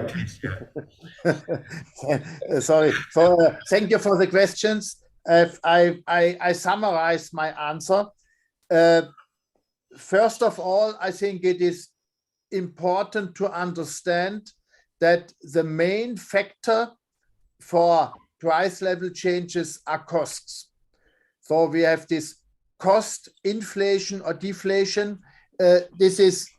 the most important and long-term factor. We also have what you have mentioned,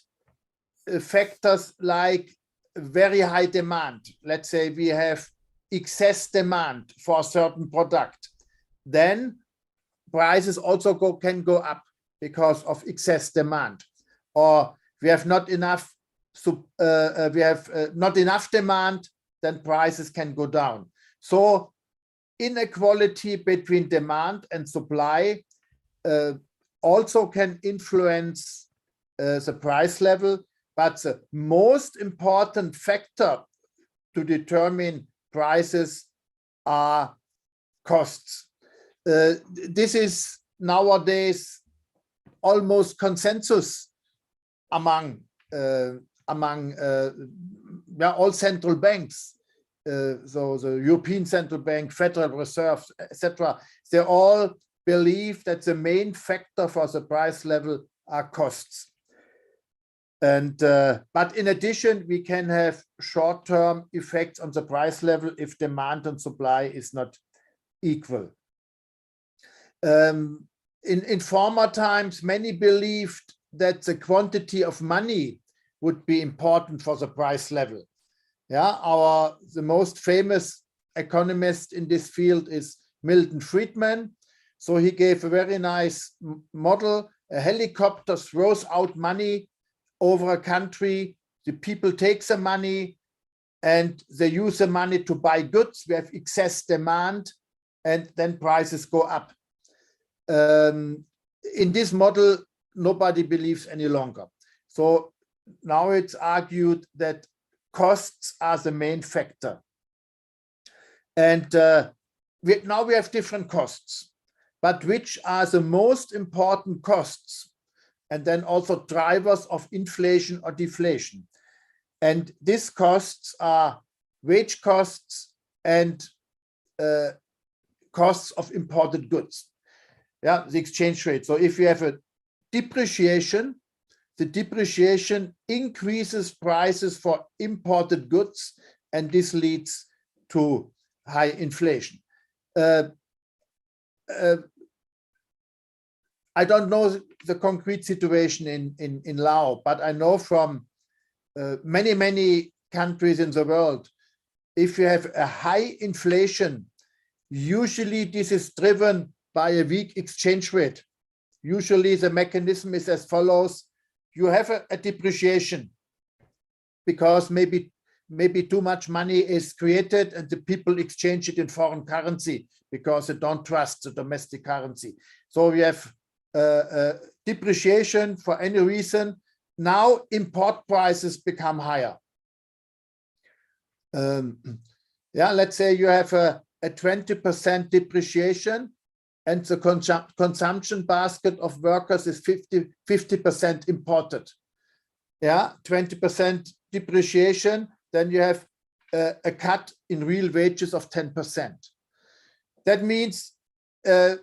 if depreciation is strong, you have a just nominal wages. And then unit labor costs go up, and then you have a depreciation wage price spiral. I'm pretty sure that the high inflation you had in Laos was driven by a combination of depreciation and higher nominal wages. So these are the two anchors. So if a country wants to have a relatively stable inflation rate, it has to control the exchange rate and nominal unit labor costs. And of course, if you have high productivity, this can bring down prices. If let's say if you have a sector in which productivity increases are high and wages don't go up, then prices go down. Look at iPhones or mobile phones. This would be an area in which productivity is much higher than wages. Yeah, just the main point is price level changes are mainly driven by costs, and we have this main costs are exchange rate, higher import prices, and unit labor costs. Then, of course, we have also oil prices, taxes, etc. But these are only in the medium term important, so to speak. I hope I could answer some questions. Of the question about India, I could not really understand. เจ้าขอบใจท่านหลายขอเชิญท่านใดที่ยังมีคำเห็นหรือว่ามีคำถามถึงเพราะเขายังมีเวลาอยู่เนาะขอถาม2คำถามเนาะ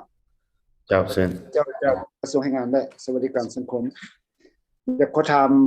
คำถามหนึ่งอันหนึ่งแม่นการเจรจา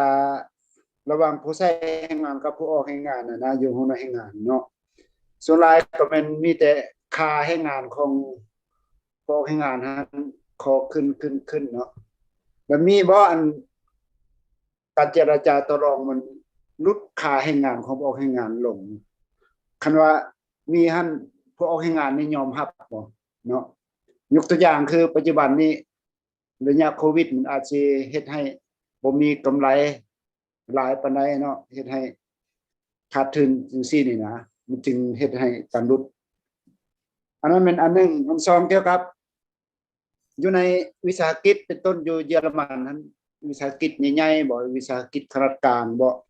เนาะมีบ่หัวหน้าแรงงานที่บ่มีหน่วยกรรมบาลอยู่ในหัวหน้าแรงงานครับเนาะแล้วคันบ่มีนี้เพิ่นมีการกำหนดการขึ้นเงินเดือนหรือว่าการลดเงินเดือนอะไรเนาะเขามี2คำถามเนาะเขาเข้าใจ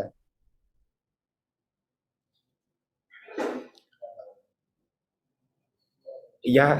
bitte, Professor Herr. Haben Okay, Sie mit- thank you for these very interesting questions. First question, negotiations between trade unions and employers in COVID or in economic difficult situations. It is really extreme exceptions that wage cuts are accepted. So this almost never takes place. But we have in the COVID crisis examples. Let's take the German airline Lufthansa. They got really very, very big problems during COVID, and in that case, actually, trade unions, the trade union and the management negotiated a wage cut for pilots for a certain period of time. So it can happen, but this is the absolute exception, and on a macroeconomic level, wages never should go down, because if wages go down and you have productivity increases, then unit labor costs go down, and then you are in the Japanese scenario. Then you know what Japan suffers from a moderate deflation from the 1990s on. Why? Wage increases are not high enough, and minimum wage is not pushing up wages sufficiently. Or another example of a disaster of wage cuts are the 1930s in the Great Depression, because if wages substantially go down and prices go down, then companies indebted in domestic currency cannot pay back.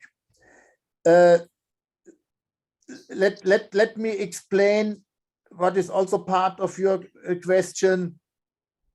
What do companies do if you have a lockdown in the extreme, or if they cannot sell any product? For such situations, we have in Germany a very specific model, very successful model that we could now export to whole Europe. If we have such a situation, the government pays the wage. We have this short-term program. That means, let's take Lufthansa again as an example. The company cannot sell anything. There's no work to do. In that case, the government pays the wage for a period of 2 years or so, pays the wage. It pays 60%. It was 60% of the last net salary. And then if you have children, you could take 67, or on special conditions, it could go up a little bit higher.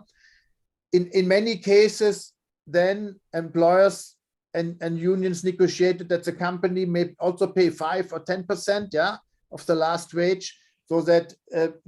all employees got 80%. And actually, up to 20% of the German workforce was financed in that way and got these short-term allowances. I think this is a very successful model to come over short-term deep crisis. People have not to be fired. They remain in social safety net, etc. So that was very successful, and also small and medium-sized companies were supported by companies. The next question: in bigger companies, there are always trade unions. I think that's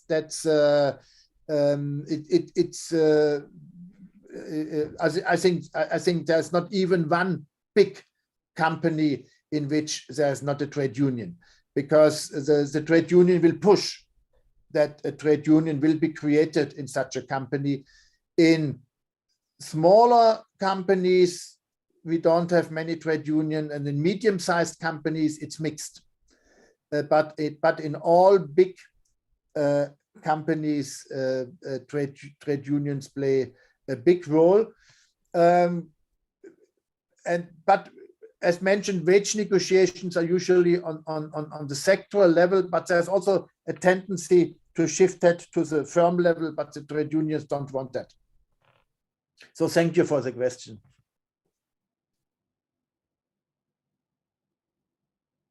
ครับ ขอบใจหลายๆมีท่านอื่นเติมบ่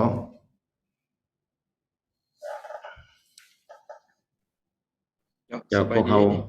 ยังมีเวลาอยู่เจ้าเชิญ จะขออนุญาตมีคำถามแลกเปลี่ยนเนาะกับทางโปรเฟสเซอร์ทางเยอรมันเนาะก็โดยรวมก็อยากได้บทเรียนที่ดีนำเพิ่นเนาะในช่วงที่มีสภาพโควิดนี้จะมีผลกระทบหลายด้านและต่อชีวิตการเป็นอยู่ก็มีผู้ติดเชื้อโควิดแล้วก็ว่าเรื่องมีรายได้ผู้มีรายได้น้อยก็มีผลกระทบผู้ทุกข์ผู้ยากก็มีผลกระทบเป็นซั่นแล้วอยากรู้ว่าอยู่ทางเยอรมันเพิ่นมีวิธีการที่ดีแนวใดช่วยเหลือเบิ่งแยงต่อกับผู้ที่ได้รับผลกระทบดังกล่าวเนาะขอขอบใจ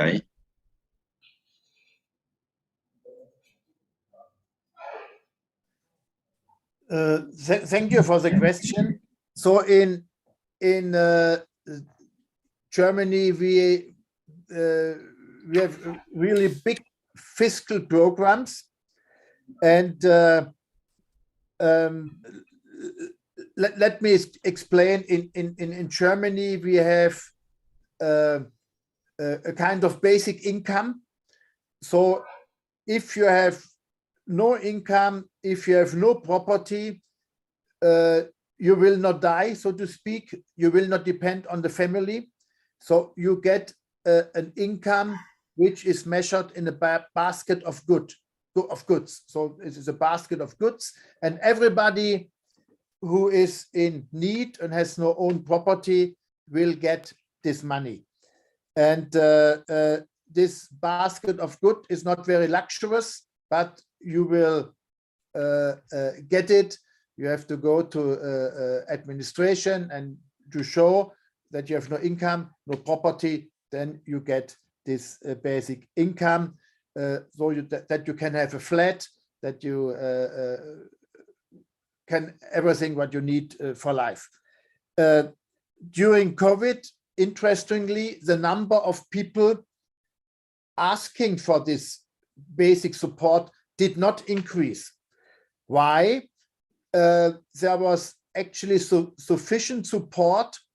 for companies, these short-term work allowances. So unemployment did not go up very much. So that was one important point. And let's say restaurants had completely have to close, or certain sectors, complete lockdown. In that case, companies got money, transfers from the government. And even self-employed people like artists or such people got transfers from the government, so that they had to accept a certain reduction in income, but they did not fall down to the very, very low level. So I think this was one pillar. A second pillar is the government, in a very comprehensive way, gave guarantees, credit guarantees, so the banks continued to give credit to companies. And last not least, in some cases, the government became owner. For example, Lufthansa, I mentioned, the government bought 20% of shares of Lufthansa to stabilize the company. So also the government helped certain companies in buying shares and becoming owner of these companies, with the aim later to sell the shares again when the crisis is over. So we had a relatively comprehensive plan and system to help companies, to help workers, and also including small and medium-sized companies and even self-employed people, so that poverty did not explode, so to speak. But I also should add, a typical developed country like Germany has much more room for such policies as a typical country in the global south, because of capital flight and more restrictions in fiscal policy, etc., etc. So, but overall, Germany followed a relatively good policy to prevent that COVID would lead to poverty.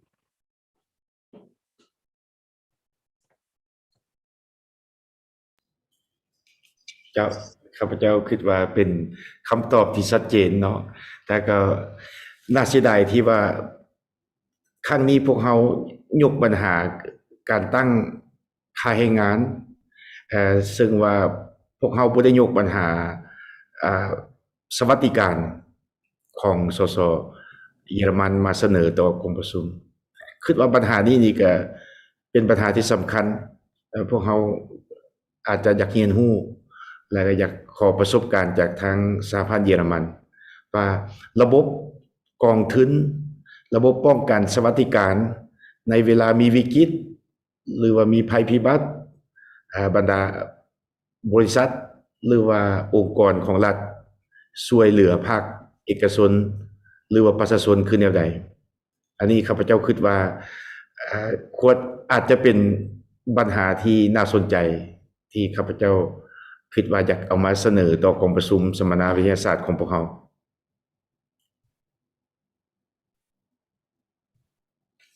เจ้าเชิญท่านอื่นพวกเรายังมีเวลาตื่มนิดนึง Yeah, that's a good. Actually, I just writing a paper about that. It will be finished in 2 weeks or so, I hope.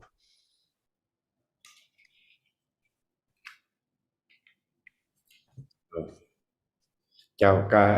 ถ้าว่าท่านสามารถแบ่งปันความรู้ได้ก็พวกเรายินดีขอเอกสารจากท่าน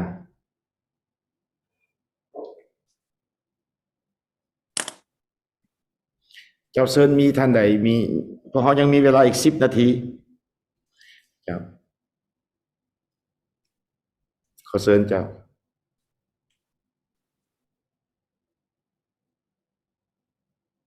ยังมีท่านใดที่สนใจอยาก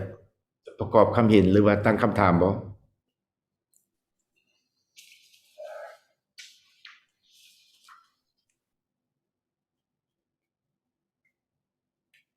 ่มีเนาะ ก็เวลาพอสมควรเจ้าข้าพเจ้าก็สิขออนุญาตต่างหน้าให้กองเลขาของเฮาสรุปย่อเกี่ยวกับผลสำเร็จของกองประชุมในมื้อนี้ผ่านการรับฟังการเสนอบทวิทยาศาสตร์ของท่านศาสตราจารย์Professor Dr. Hans Jörg Herr และก็การเสนอของ ทางต่างหน้ากระทรวงแรงงาน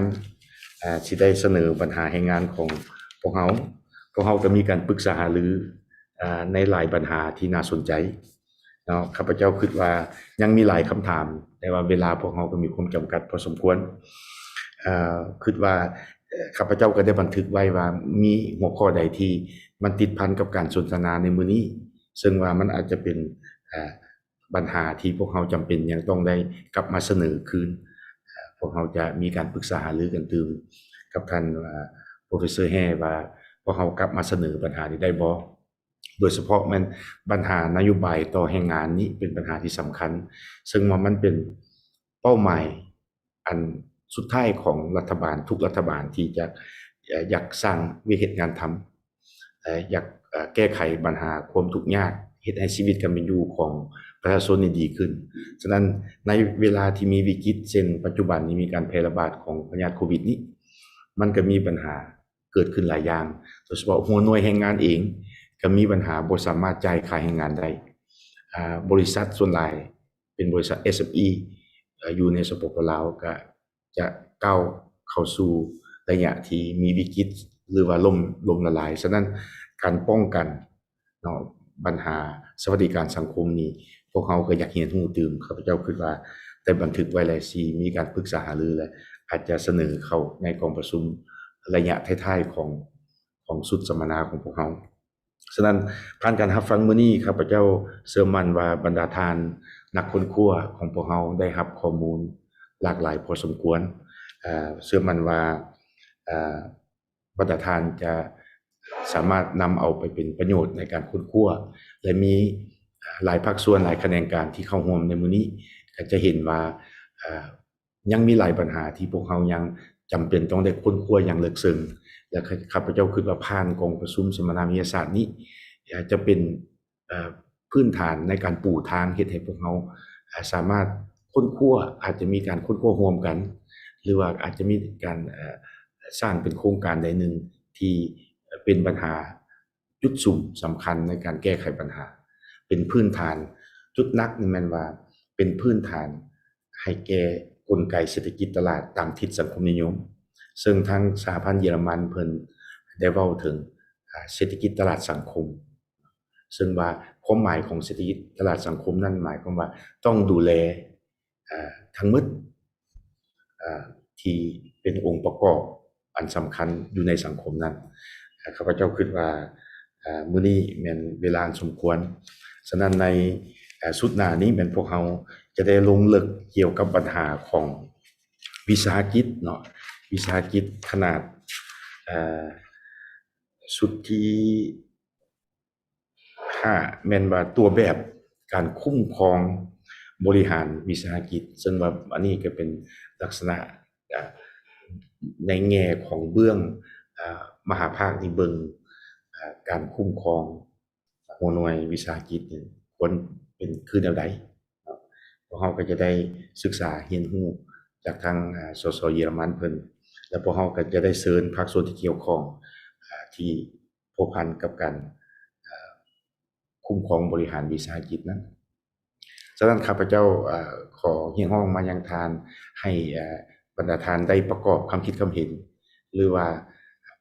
ให้คำติชมแก่การจัดกองประชุมสัมมนาวิทยาศาสตร์ของพวกเราเพื่อจะรับประกันให้แก่พวกเราในนามกองเลขานุการที่รับผิดชอบเนื้อในนี้ได้ปรับปรุงบทเสนอหรือวิธีการนำเสนอหรือว่าเวลาการนำเสนอเฮ็ดให้การ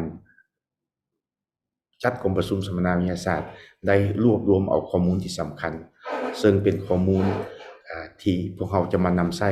เข้าในการสรุปสังรวมผลการค้นคว้าทางวิทยาศาสตร์เสนอต่อพรรครัฐบาลให้เพิ่นเอาไปค้นคว้าสืบต่อพันธุ์ขยายหรือว่านำไปเป็นนโยบายอันนี้ข้าพเจ้าเรียกร้องบรรดาท่านให้ความช่วยเหลืออุ้มสู่ศูนย์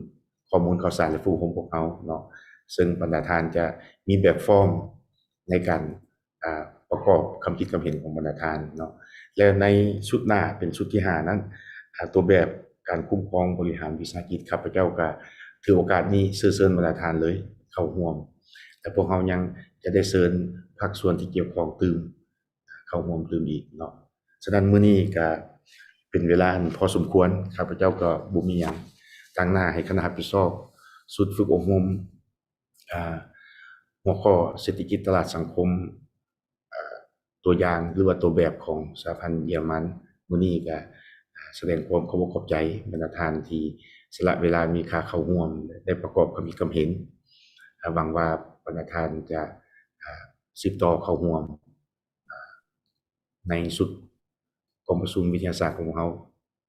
จนสำเร็จเนาะและอวยพรให้บรรดาท่านจงมีสุขภาพแข็งแรงปลอดภัยจากโรคโควิดและสมหวังทุกสิ่งปรารถนาขอบใจแล้วก็ขออนุญาตปิดกองประชุมอย่างเป็นทางการครับโอ้ทางงานทางวิชาการเพิ่นขออนุญาตเมื่อกี้เพิ่นบ่ทันได้ถ่ายรูปรวมเทื่อขอเชิญบรรดาท่านเปิดหน้ากล้องเลยเปิดหน้ากล้องเพื่อถ่ายรูปเป็นที่ระลึกร่วมกันเนาะขอโทษหลายๆครับพระเจ้าก็ลืมไป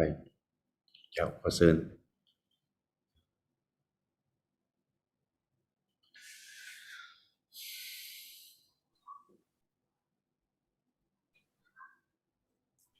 สิใช้เวลาประมาณ1นาทีเนาะเพราะว่าเน็ตมันอยากช้าหน่อยนึง ส่วนแต่ละคนภาพจะฟูขึ้นมาจะรบกวนทุกท่านเข้าร่วมการถ่ายภาพเนาะ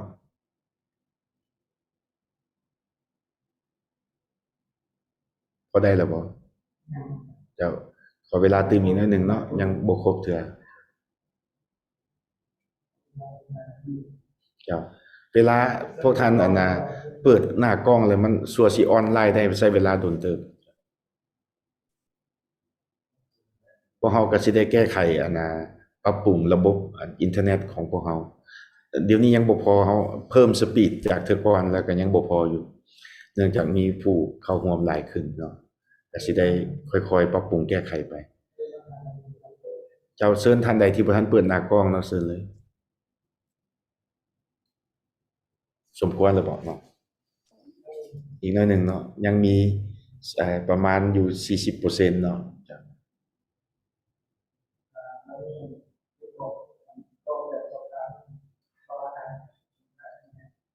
พวกเราได้ส่งแบบกรอกแบบสอบถามของการสัมมนานี้เข้าในกลุ่ม Zoom อันขอบรรดาท่านติ๊กได้เลยเนาะติ๊กๆบ่หลายที่คำตอบมีแต่ติ๊กๆแล้วก็ทั้งเปิดหน้ากล้องไว้แล้วทั้งติ๊กข้อมูลเลยมันจะโผล่ขึ้นเลยมีแต่เฮาติ๊กตามนั่นแหละก็สามารถกดส่งได้เลยเจ้าเอาเป็นแบบถือว่าเป็นการทดลองไปนำเนาะบรรดาท่านที่เข้าร่วมกับประชุม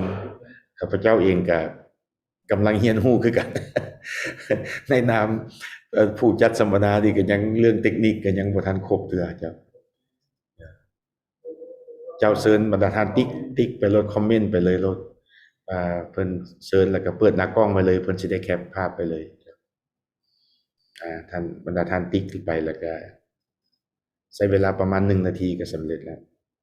ได้บ่น้อง1นาทีสำเร็จบ่21คำถามต้องได้อ่านเนาะ1-2นาทีซะประมาณ2นาทีเจ้าอันรูปภาพได้แคปแล้วบ่เจ้าแคปแล้วเจ้าถ้าว่าท่านใดสำเร็จในการกรอกฟอร์มหรือว่าประกอบความเห็นก็สามารถพักผ่อนได้เพิ่นทางฝ่ายเทคนิคเพิ่นได้แคปเอาภาพแล้วเจ้า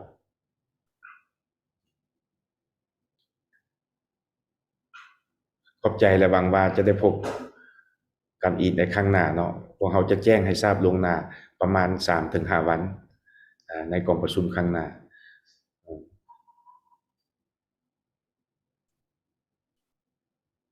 Professor Dr. Herr, danke schön. Thank you so much.